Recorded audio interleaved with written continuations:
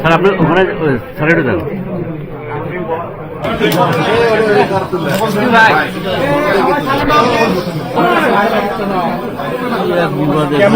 রাখো না এই ক্যামেরা সরে আসো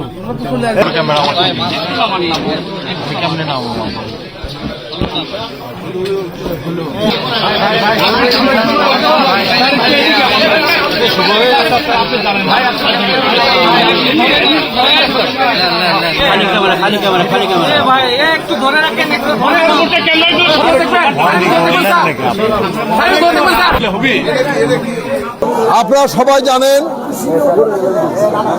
যে অন্তর্বর্তীকালীন সরকারের মাননীয় উপদেষ্টা ঘোষিত সময় অনুযায়ী আমাদের বাংলাদেশের নির্বাচন কমিশন আগামী ফেব্রুয়ারি মাসের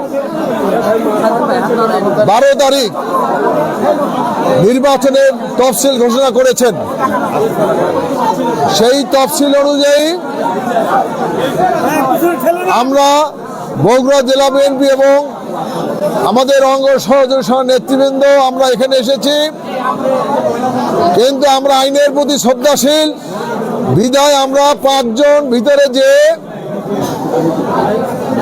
আমরা বিএনপি ভারপ্রাপ্ত চেয়ারম্যান, বাংলাদেশের গণমানুষের নেতা, যিনি দীর্ঘ 17 বছর ফ্যাসিস্ট আওয়ামী সরকারের বিরুদ্ধে সুদূর প্রবাসে থেকে লড়াই করেছেন, সংগ্রামের নেতৃত্ব দিয়েছেন, মানুষের ভোটের অধিকার আদায়ের লক্ষ্যে, এদেশে গণতন্ত্র পুনরুদ্ধারের লক্ষ্যে, ফ্যাসিস্ট সরকারের পতনের লক্ষ্যে এবং এদেশের মেহনতি জনগণের ভাগ্যের পরিবর্তন লক্ষ্যে সেই কাঙ্ক্ষিত নির্বাচন আগামী 12 ফেব্রুয়ারি 2026-এ অনুষ্ঠিত হবে।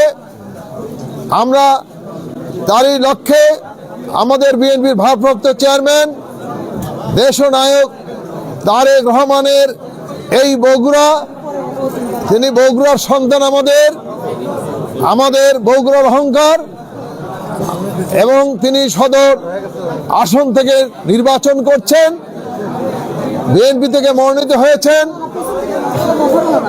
আজকে আমরা আমাদের সেই প্রিয় নেতা বগুড়ার সন্তান তারেক রহমানের মনোনয়নপত্র আমরা আমাদের মাননীয় জেলা প্রশাসকের কাছ থেকে আমরা সংগ্রহ করেছি।